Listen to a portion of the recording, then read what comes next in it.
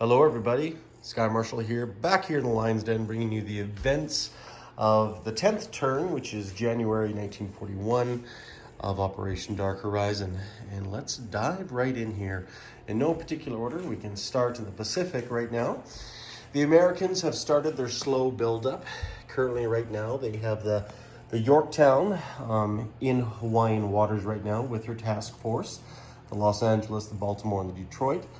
Supported by 3 Farragut-class destroyers, and she's protecting Hawaiian waters. However, they have sent their surface vessel fleet onto Midway, obviously clearly to prepare for a forward invasion, and she comprises of the Missouri, the Iowa, the Wisconsin, and the New Jersey. Fun fact here, the Americans have laid down a 5th Iowa-class battleship, and that is the USS Kentucky, which is nice to see on the board, as well as they've actually laid down the Hornet. I can only assume they'll probably need a second carrier for operations in the Pacific. So we will see what happens there. But nonetheless, their submarines have already reached Japan and trying to cause havoc, but were unsuccessful. We have the USS Gato and the USS Scorpion up here crossing the ocean, and the newly commissioned USS Hammerhead making her way slowly and surely across the Pacific, no doubt. Right now, currently, the Soviets in the north here, they have occupied or doubled down their Kuril Islands with 4 troops right now. They've been using the transport to shuttle troops over there to protect their new gains. The Japanese here have moved troops up in Hokkaido, no doubt to protect their territories. Now, as we go further south, we're going to see a lot more Japanese rondels, and the Japanese have done quite a bit in expanding. They own the Solomons, Rabaul, New Guinea, Dutch New Guinea. They've landed in West Timor, the Celebes, Borneo, Sumatra, and they are starting to gobble up more and more territory. They own the Philippines, they own Hong Kong, they've squeaked now into the northern part of Burma right now. They almost seem to be unstoppable at this point. And you can see right here, all these symbols are their fleets scattered through the southwestern Pacific. And you can see down here, they have quite a kirabutai. They got 2 main fleet carriers, the Akagi and the Kaga. They got the Shinyo, and they have the Shoho, and they got light cruisers. They have now a complete 5 heavy cruiser squadron with the newly commissioned Chikuma, which is up here. Off waters right there. So they have now a 5th heavy cruiser, as well as many other surface vessels. The Japanese Empire is definitely at the height of its power, or possibly to go even higher, but we will see. In Australia, it has fallen to the Japanese realm. It's relatively unprotected now, but once Australia was wiped out, it is wiped off the map after New Zealand and the South Islands were taken.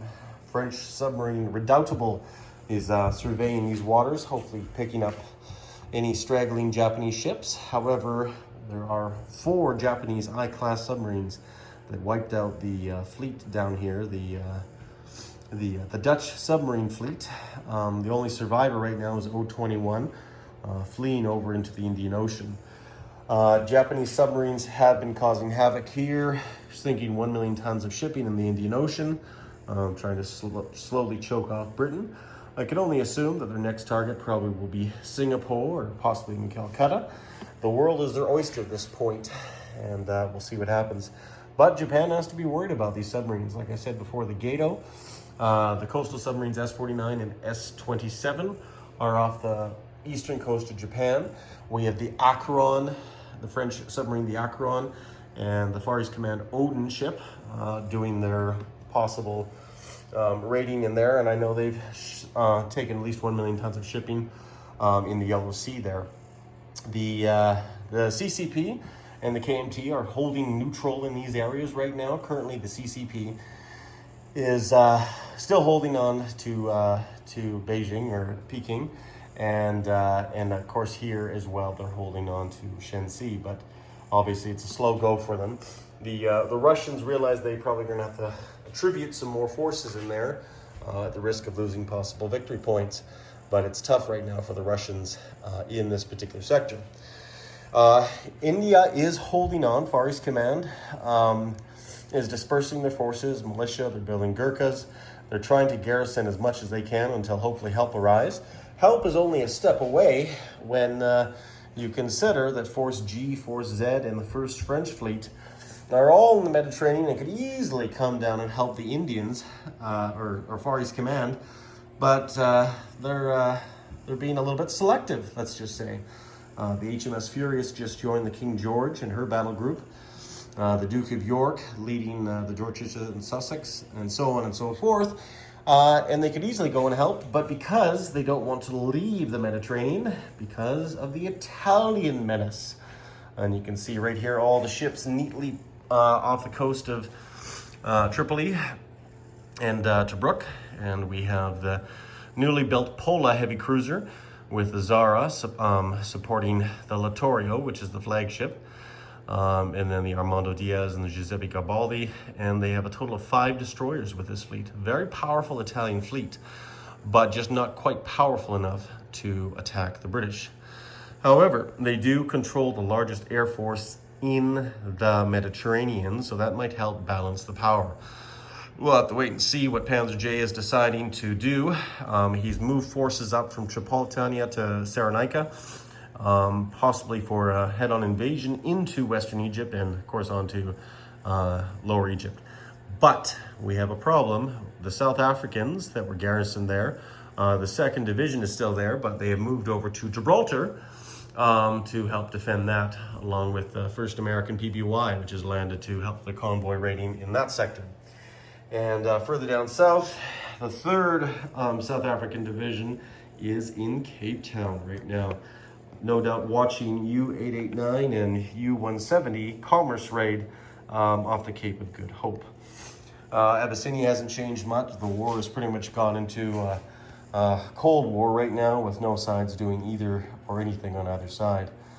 So, yeah, that is one thing as well, too. The Russians did take southern Iran and consolidated their gains in Iran. Now they have to decide what they want to do. Consolidate this territory. Do they consider the British a threat? Do they consider the British threat here, or possibly Italian gains? Or should they stay here? They can look at possible options in going into Turkey, or possibly, once again, just containing the spread of dirty capitalism and fascism. But we will see what happens down the road. Not too much happening in Spain. Pretty neutral right here. Both parties are aware that they do not have the advantage. Sorry about that.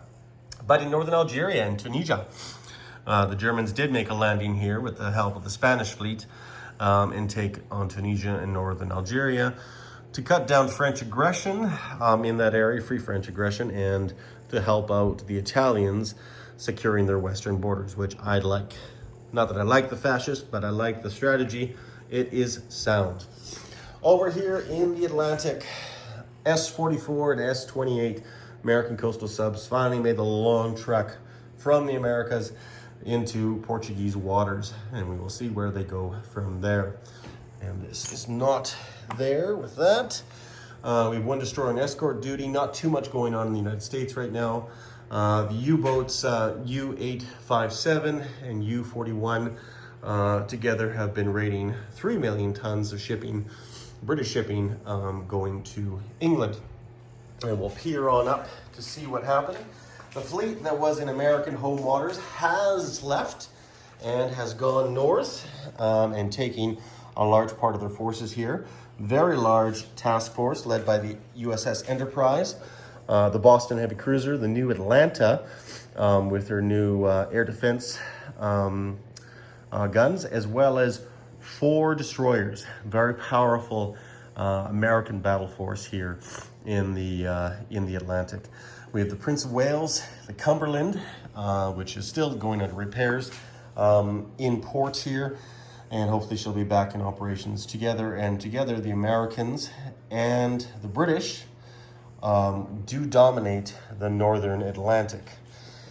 But when you get over into the Baltics here, it's a little bit different story, because after the Russians did invade Norway this turn and almost succeeded in taking Oslo, The Norwegian ships defected, and the Norge was left behind, and the torpedo boat destroyer, the Geiler, was sent over to northern England.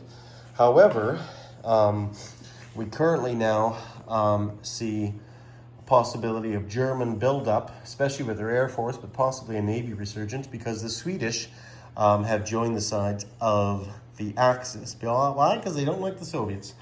They don't like the Soviets encroaching in their territory, and they much rather line in with the Germans.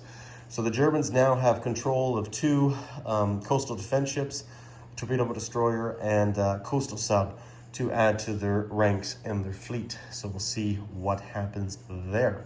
However, the Russian fleet did wipe out the coastal defense ship, the Ilmarian, and currently right now she also holds the balance of power for the most part in the Baltic Sea with her fleet right now. But even with her power, she cannot hope to attack and engage such a powerful allied force if the time comes. So we'll have to wait and see.